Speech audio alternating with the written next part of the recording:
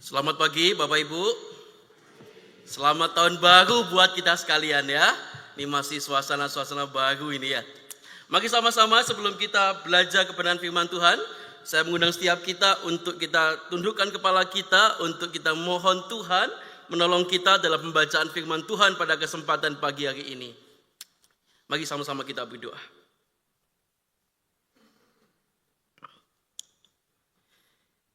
Kami bersyukur ya Allah,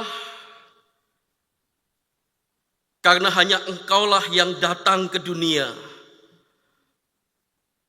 mengasihi, berkorban untuk menyelamatkan kami yang berdosa. Kami bersyukur untuk kasih yang begitu agung, begitu besar yang Engkau berikan kepada kami semua. Dan kami juga bersyukur ya Tuhan, karena kasih-Mu itulah yang terus mendongkrak semangat kami, untuk kami bisa mengasihi Engkau dan mengasihi saudara-saudara kami ya Tuhan. Sebentar lagi kami akan membaca kebenaran firman-Mu ya Tuhan. Kiranya firman-Mu berbicara dalam hidup kami, pribadi lepas pribadi. Engkau pakai hamba-Mu dengan segala keterbatasan yang ia miliki untuk menyampaikan kebenaran firman pada kesempatan siang hari ini Tuhan. Kami serahkan untuk setiap kami yang belajar maupun hamba-Mu yang boleh menyampaikan. Biarlah Roh Kudus menolong kami untuk kami boleh mendengar suara-Mu ya Tuhan. Terpujilah nama-Mu Tuhan. Demi Kristus Yesus kami berdoa. Haleluya. Amin. Kita bersyukur Bapak Ibu bila Tuhan terus boleh memampukan kita sampai hari ini untuk kita boleh beribadah kepada Tuhan dan boleh belajar kebenaran firman Tuhan. Mari sama-sama kita akan membuka bagian Alkitab kita di dalam satu bagian yang sudah hafal dan mungkin tadi sudah dijelaskan oleh Pak Jandi, bahkan dinyanyikan sekarang, begitu satu bagian yang penting sekali di dalam pengajaran iman Kristen. Kita buka sama-sama di dalam Yohanes pasal yang ketiga ayat yang ke-16. Yohanes pasal yang ketiga ayat ke-16, demikianlah sabda Tuhan. Karena begitu besar kasih Allah akan dunia ini, sehingga ia telah mengaruniakan anaknya yang tunggal, supaya setiap orang yang percaya kepadanya tidak binasa, melainkan beroleh hidup yang kekal. Satu bagian lagi di dalam 1 Timotius pasal yang pertama ayat ke-14, apakah bisa dibantu slide-nya? 1 Timotius pasal yang pertama ayat yang ke-15, demikianlah sabda Tuhan. Perkataan ini benar dan patut diterima sepenuhnya. Kristus Yesus datang ke dunia untuk menyelamatkan orang berdosa. Dan di antara mereka, akulah yang paling berdosa. Sedemikian jauh bacaan firman Tuhan, yang berbahagia adalah kita yang mendengar firman Tuhan, lebih-lebih kita yang melakukan perintah Tuhan, sabda Tuhan dalam kehidupan kita hari lepas hari. Nah, saudara-saudaraku yang dikasihi Tuhan, dalam beberapa minggu ini kita akan merenungi sebuah khotbah series tentang pengakuan iman rasuli, sebuah khotbah doktrinal yang harus menjadi perhatian kita dalam akhir-akhir ini, saudara. Dan tepat sekali kenapa kita merenunginya di dalam awal tahun, saudara. Karena di dalam awal tahun ini semua fokusnya masih fresh, begitu ya, saudara ya. Habis liburan dicas lagi, begitu ya. Jadi masih seger, begitu ya. Kalau udah tengah-tengah tahun dia sudah loyo, gitu ya. Makanya doktrinal kita taruh di depan untuk menjadi perhatian buat kita semua, saudara. Sesuatu yang ditaruh di depan itu penting, katanya, begitu ya. Ini saudara-saudara, mari sama-sama kita melihat di dalam pengakuan iman kita yang kita akan renungi bersama-sama pada hari ini, saudara. Di dalam bagian yang kedua, begitu. Demikianlah bunyinya, saudara. Bisa slide yang keempat atau ketiga itu ya. Dan kepada Yesus Kristus, anaknya yang tunggal Tuhan kita, yang dikandung daripada Roh Kudus, lahir dari anak darah Maria.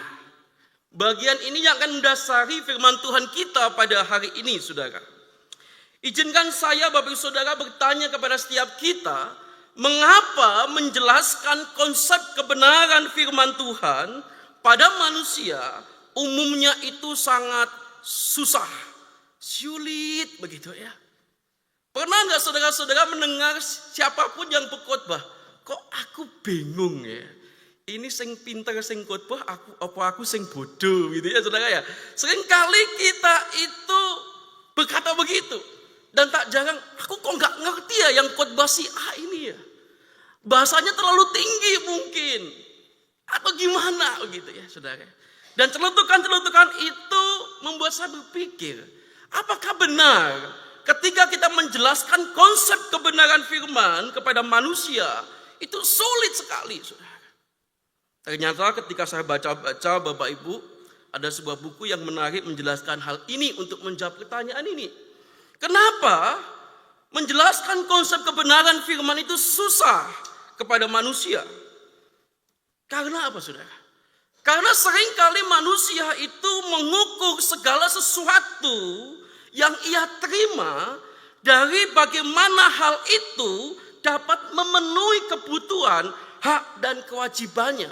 Jadi ketika firman Tuhan itu nggak cocok, maka sudah ada miss di situ. Kok susah ya?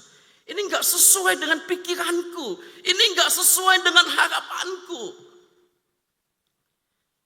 Sedangkan firman Tuhan itu saudara, pusatnya pada Tuhan.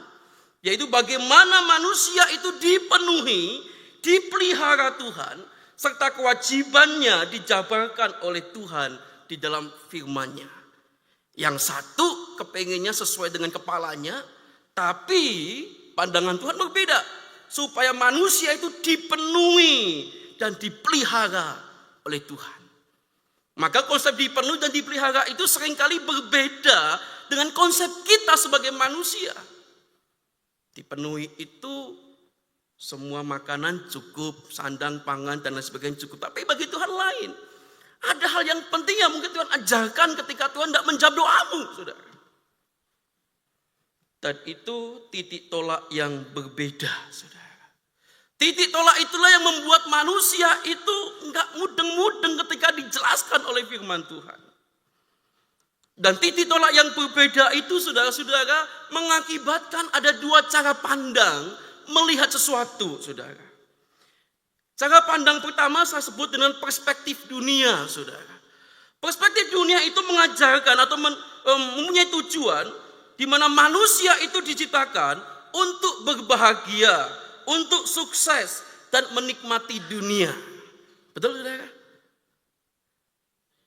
Konsep dunia begitu kan? Engkau hidup untuk apa? Untuk senang-senang, ya kan? Untuk sukacita. Bahkan kalau bisa untuk bahagia selama-lamanya. Gak mau ada kesulitan, gak mau ada kesusahan. Itu saudara ya? Kalau ada sulit sedikit, gitu ya, apalagi di Surabaya ini menjadi catatan penting buat kita. Ada sudah banyak begitu klub-klub malam dibuka, saudara. Betul ya? Di ujung sana, tengah kota, sampai gang-gang nyelempit pun juga ada, saudara. Dan saudara-saudara, perspektif Tuhan gimana nih? Tuhan itu punya perspektif memandang manusia, di mana tujuan manusia itu diciptakan untuk bersekutu dengan Tuhan dan sesamanya, serta memuliakan Tuhan, sehingga disitulah letak sukacita dan damai sejahtera. Jadi perspektif Tuhan itu melihat manusia diciptakan itu untuk bersekutu dengan Tuhan dan bersekutu dengan sesamanya. Makanya tidak ada manusia itu yang bisa hidup seorang diri. Pasti membutuhkan orang lain. Bangun pagi pasti kita butuh orang lain. AC. Siapa yang bikin? Siapa yang masangan begitu saudara?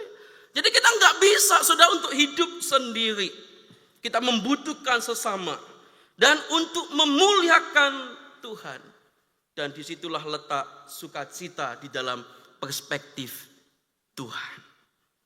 Nah Bapak Ibu yang dikasihi Tuhan, menariknya adalah ketika manusia itu hidup di dalam perspektif dunia, dia pengen bahagia, dia pengen sukses, dia pengen menikmati dunia ini. Hidup cuma sekali katanya. Ngapain dibikin susah? Ngapain ada kesulitan begitu ya? Happy for all, begitu saudara. Itu konsep dunia saudara. Dan konsep dunia itu seringkali membuat manusia itu menjadi sakit saudara. Sakit karena apa? Karena manusia membuat dirinya menjadi pusat segalanya saudara. Bisa satu slide selanjutnya. Dia menjadi pusat segalanya, maka keadaannya manusia itu tidak semakin baik, namun justru makin apa? Makin buruk, saudara. Karena manusia menjadi utama, menjadi pusatnya. Teknologi semakin bagus, saudara. Ya, ada macam-macam dunia kesehatan juga semakin bagus, gitu ya. Bagaimana caranya manusia ini bisa awet nom gitu ya saudara ya. Gak mau tua gitu ya, menolak tua gitu saudara ya. Lambat laun nanti manusia akan menjadi seperti Tuhan begitu. Gak perlu mengandalkan Tuhan, pakai ini aja cukup begitu saudara. Dan lain sebagainya. Itu bisa membuat manusia menjadi sombong, menjadi gak tahu diri, gak tahu sang penciptanya gitu. Gak perlu Tuhan-Tuhanan dan lain sebagainya saudara. Contoh sederhana saudara. Saudara menikah ingin bahagia atau ingin masalah? Saya percaya ketika kita menikah, janji pernikahan kita ini pengen bahagia. Gak ada. Menikah pengen susah itu gak ada saudara. Gak ada. Saat kita ingin beroleh cinta melalui pernikahan, namun seringkali di situ ada apa? Kekecewaan. Kok beda ya? Gak seperti zaman pacaran ini gitu ya. Joel ini gak seperti zaman pacaran, di zaman pacaran ini begitu. Sekarang kok begini. Aduh catatannya banyak sekali saudara. Saudara di sisi lain juga, saat kita berpikir beroleh kenikmatan, disitulah letak ada kehampaan. Hampa. Kenapa ya aku nikmat tapi kok ada satu yang kurang begitu. Bahkan ada yang kecanduan yang menghancurkan hidupnya, saudara. Karena ingin menikmati dunia ini, orang bisa kecanduan, narkoba, alkohol, seks bebas, juga ada penyakit, balas dendam, kemudian tabiat buruk, pembunuhan, penipuan, pelecehan, penderitaan, dan kebencian, dan iri hati, saudara. Ketika hidup manusia menjadi pusat, saudara, seringkali hal-hal buruk itu akan muncul berdatangan dan silih berganti. Tadi saya sampaikan di Surabaya sudah banyak klub. Ingat beberapa waktu terakhir kejadian luar biasa ya. Tabrakan maut di mana-mana ya saudara ya. Di Kenjeran, kemudian di wilayah Citraland yang sampai masuk tengah-tengah kolam itu saudara ya. Untung kolamnya itu gak ada isinya kali ya. Atau ada saya gak ngerti ya. Sampai nubruk sana, kemudian ada di jalan Basuki Rahmat atau mana di depan sini itu lupa saya. Itu semuanya pulang klub, pulang happy saudara katanya. Tapi pulang justru bukan happy tapi di penjara saudara. Itu terjadi saudara. Ketika orang mengejar sesuatu kesenangan dunia yang semu itu, seringkali justru ada masalah di sana. Nah Bapak Ibu yang dikasih nama Tuhan, di dalam Roma pasal 23 ayat 23 dan 25 itu menjelaskan dengan sangat jelas bahwa semua orang telah berbuat dosa dan telah kehilangan kemuliaan Allah.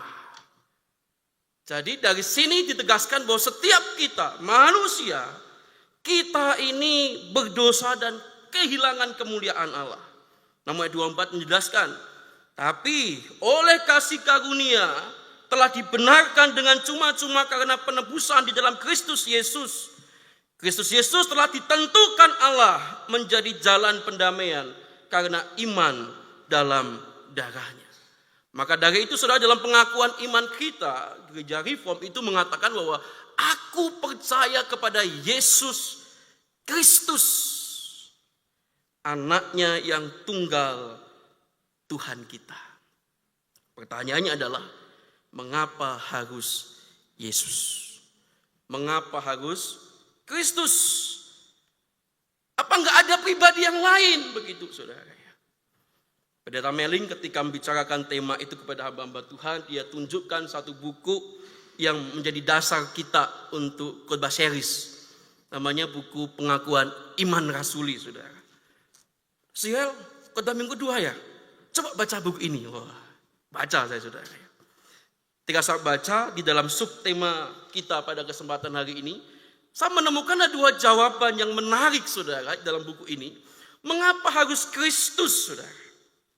Yang pertama, alasan pertama adalah hanya Kristuslah yang disebut Tuhan.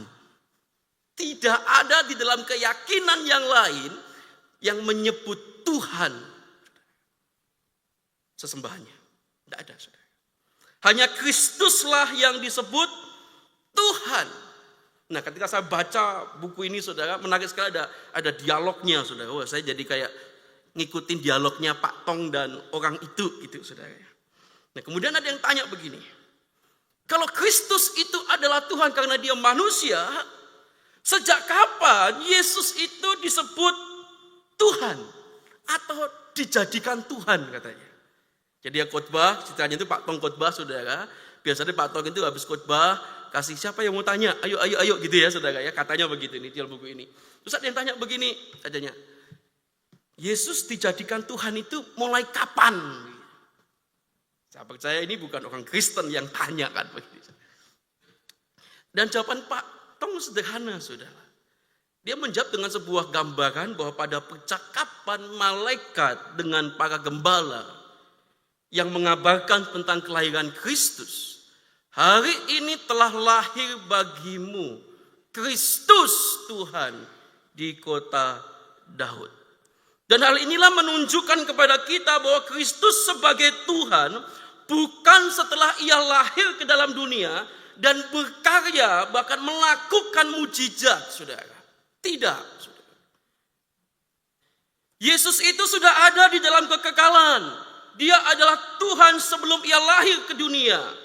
Dan inilah kelebihan iman kekristenan kita, saudara, di mana tidak menanamkan iman pada khayalan atau imajinasi yang kosong.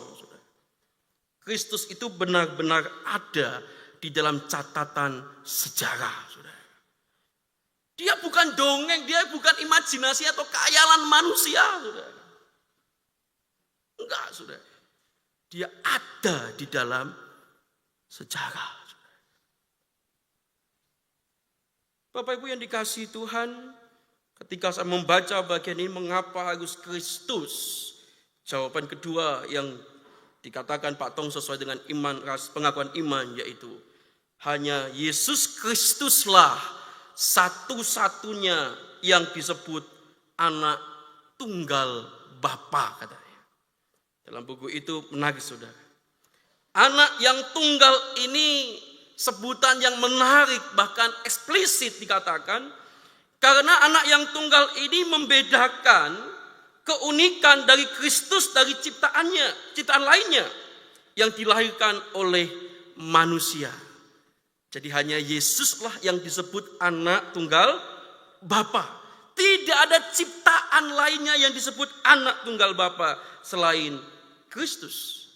Dan konsep anak itu, saudara-saudara, anak itu hanya satu dan memiliki hidup yang sama kualitasnya dengan bapaknya. Ya seperti kita punya anak, saudara. Ketika anak kita lahir gitu ya, sudah tebak-tebakan toh, iki mirip sopo iki. Ini kayak sopo iki? Kayak bapake kah? Atau kayak mamae kah? Gitu ya, saudara ya.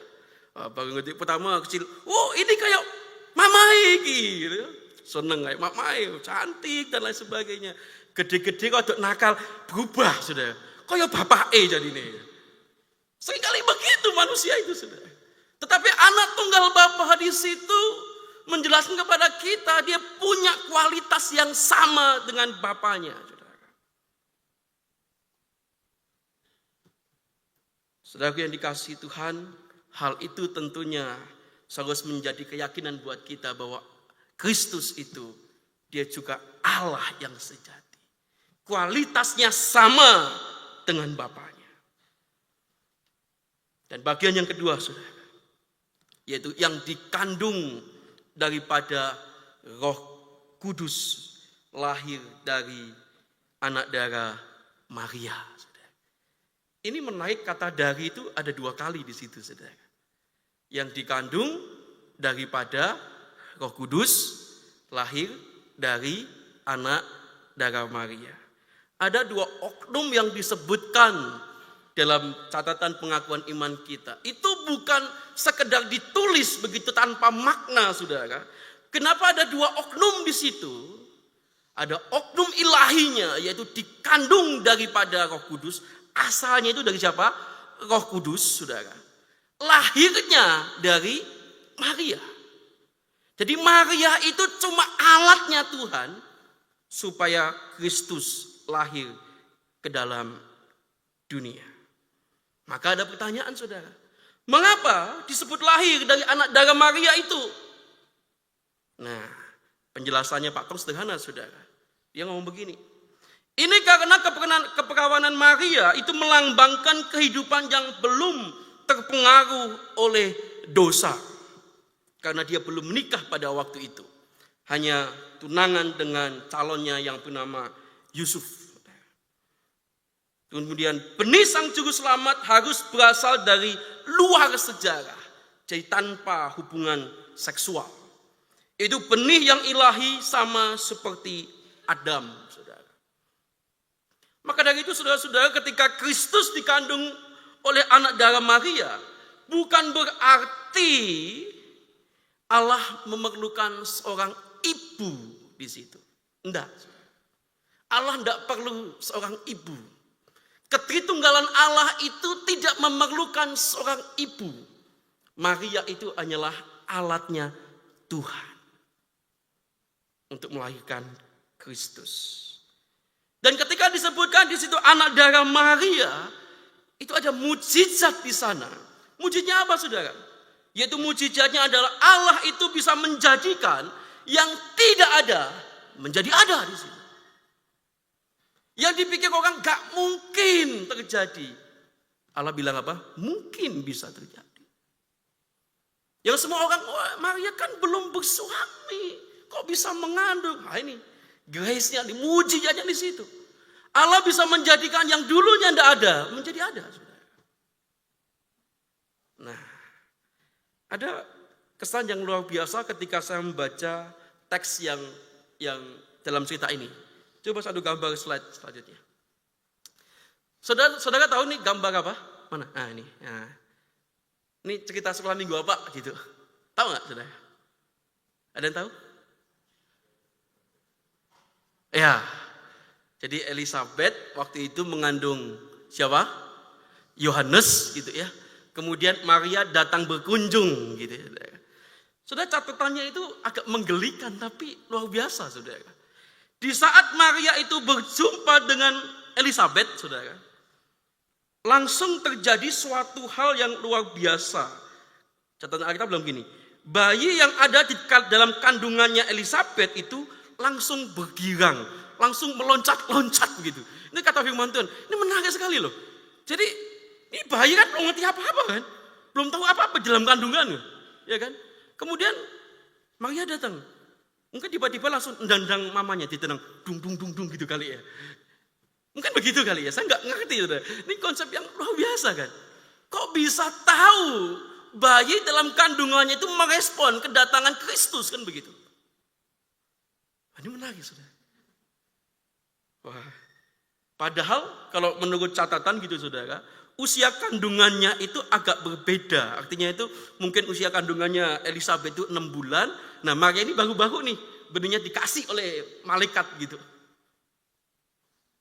Nah, saya jadi membayangkan bahwa Yohanes yang ada di dalam kandungan itu bersukacita karena Kristus yang akan ia layani itu mengunjunginya. Ini saya mau coba imajinasi, saudara. Karena ada respon kegirangan di dalam kandungannya Elizabeth waktu itu. Nah, di dalam dua bagian ini, saudara, nanti selanjutnya ada minggu depan, saudara, kita sampai di dalam anak darah Maria, saudara. Apa yang kita pelajari, saudara? Saudara, ada 3 tipe orang percaya. Saudara. Jadi ada 3 tipe orang percaya. Yang pertama itu percaya Yesus adalah Tuhan dan Juru Selamat. Nah, ini pertama, saudara ya. Jadi ada tipe pertama itu dia percaya pada Tuhan. Ya. Yesus itu adalah Tuhan dan Juru Selamat. Itu kaum Injili katanya, saudara. Kita gitu, saudara ya. Nah, tipe orang kedua ini menarik, saudara. Yaitu percaya Yesus adalah teladan dan guru moral. Dia nggak percaya Yesus adalah Tuhan, apalagi Juru Selamat. Nggak percaya. Tapi dia percaya bahwa Yesus itu mengajarkan kebaikan, dia mengajarkan kasih, dia mengajarkan menolong sesama. Dia percaya itu, saudara.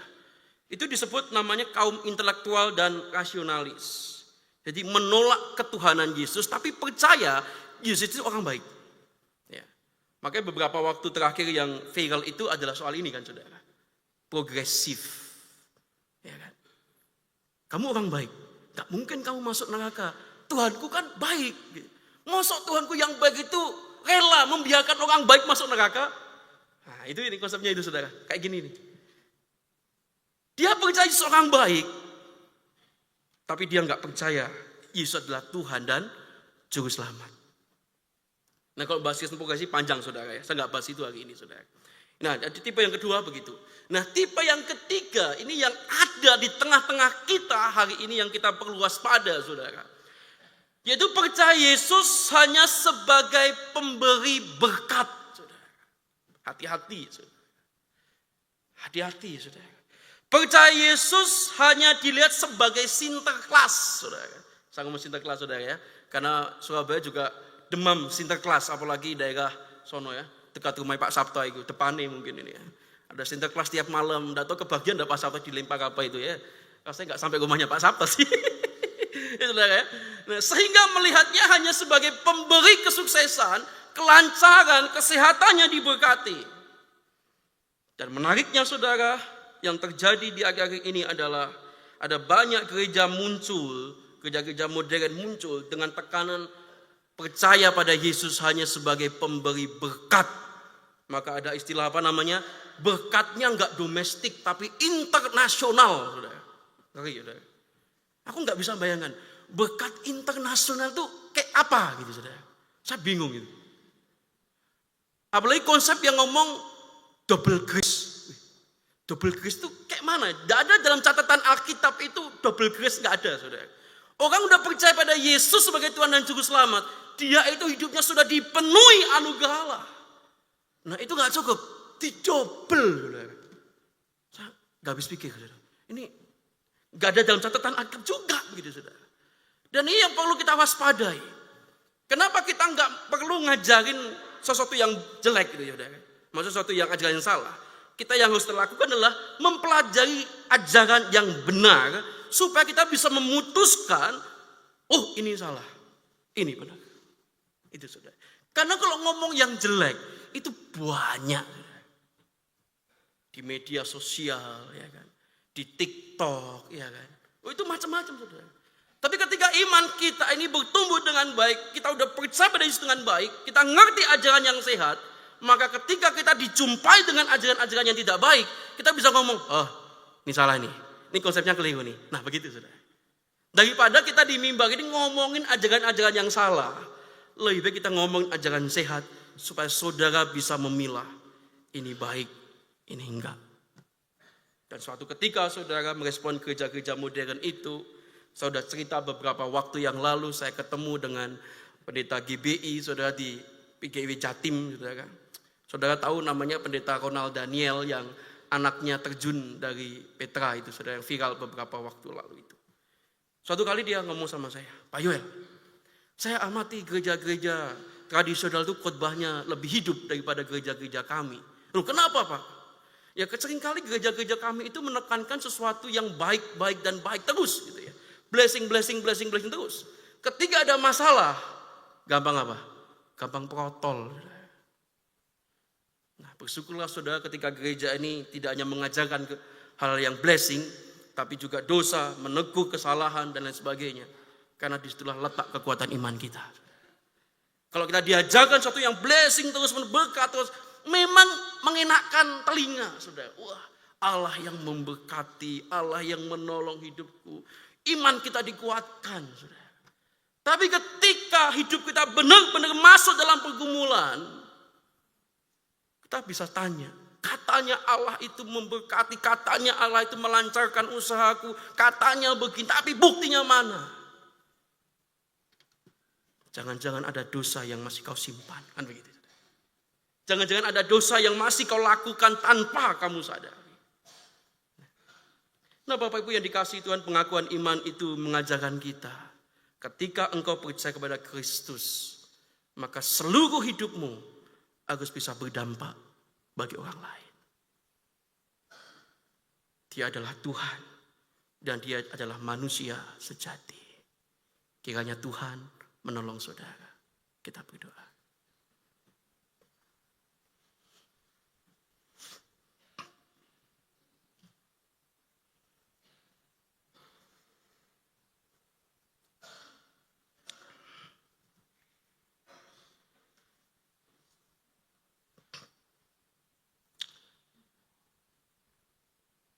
Silakan saudara merenung kebenaran firman Tuhan apa yang saudara dengar hari ini.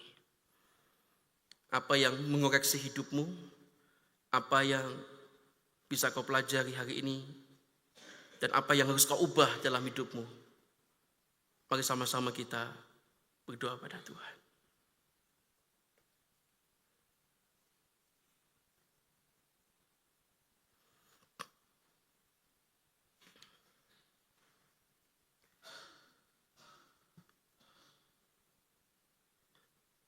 Bapa dalam surga, firman-Mu sudah kami dengarkan bersama.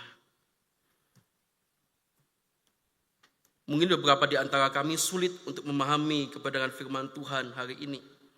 Tapi hamba percaya ada bagian-bagian tertentu yang menjadi berkat bagi setiap jemaat Tuhan. Oh Tuhan, tolonglah kami, bila mana dalam kami mengikut Engkau, kami masih belum sungguh-sungguh. Kami punya motivasi lain ketika kami mengikut Engkau ya Tuhan. Padahal ketika Engkau memanggil kami, bukanlah panggilan untuk bersukacita bersama Engkau, tapi sebuah panggilan untuk ikut menderita bersama Kristus. Tuhan, tolonglah setiap jemaat Tuhan yang belajar hari ini. Apapun yang menjadi pergumulan mereka, apapun yang menjadi keluh kesah mereka, kiranya Tuhan memampukan mereka ya Tuhan. Menjalani kehidupan mereka bersama dengan Sang Pembebas, Sang Perantara, yaitu Kristus sendiri. Terpujilah nama-Mu Tuhan, demi Kristus Yesus kami berdoa. Amin.